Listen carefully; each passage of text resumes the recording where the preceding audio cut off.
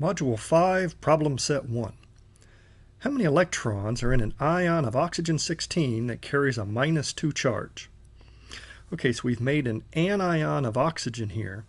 To make anions, electrons have been added to a neutral atom. So we can figure out how many electrons are present in this ion if we know how many protons are present. The fact that it's oxygen tells me there must be 8 protons in the nucleus. The atomic number is 8. That represents the number of protons. So if we know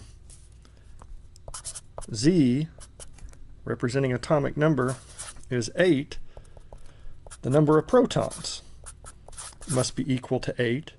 And to have imparted this -2 charge, I have 2 more electrons than I have protons. There are therefore 10 electrons present in this particular ion. The fact that this was the oxygen-16 isotope is really inconsequential. Just knowing that it was oxygen, any isotope of oxygen that carries a -2 charge would have had 10 electrons. Let's try another one. There are 3 naturally occurring isotopes of magnesium. Magnesium-24 with mass and percent abundance provided.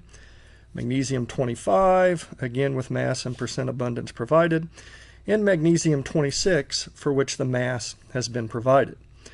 Okay, we're asked here to find the atomic mass. Recall that the atomic mass is a weighted average of all of the individual isotopes that are naturally occurring.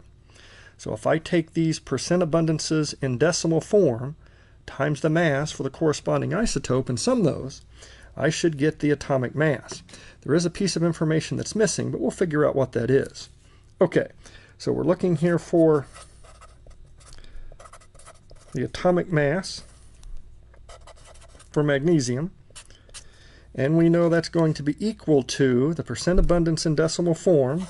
So I'm converting those percentages to decimal form by simply dividing by 100%, times the mass of the individual isotopes. Magnesium-24 is 78.99%. The mass of that isotope, 9850423 AMU, plus, okay, mass of the next isotope times its percent abundance, 1000. We are going to track our significant figures here in this calculation.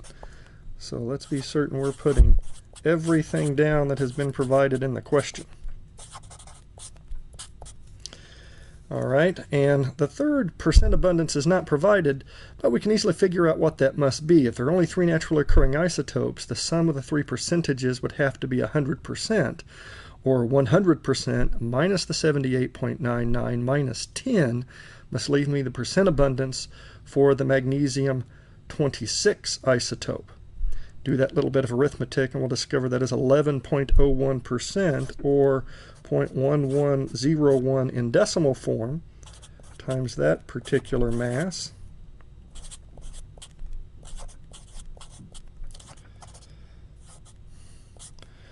Okay, notice I have 4 significant figures in each of these abundance values, many more than that in the mass value. Since I'm about to do multiplication here, I'm justified in keeping 4 significant figures each time I do that multiplication.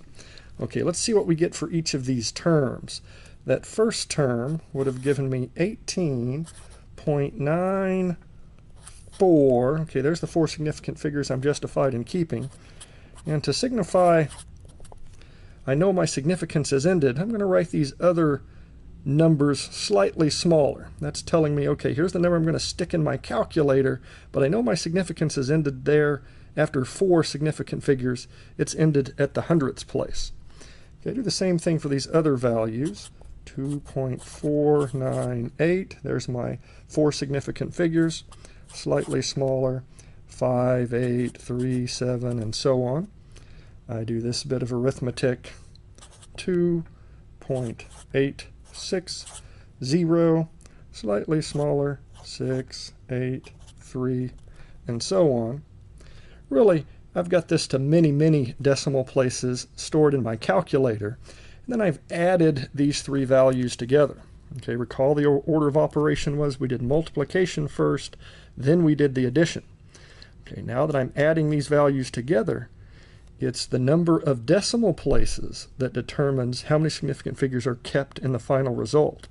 I knew this to the hundredths, to the thousandths, to the thousandths. I can keep only to the hundredths place in my final result.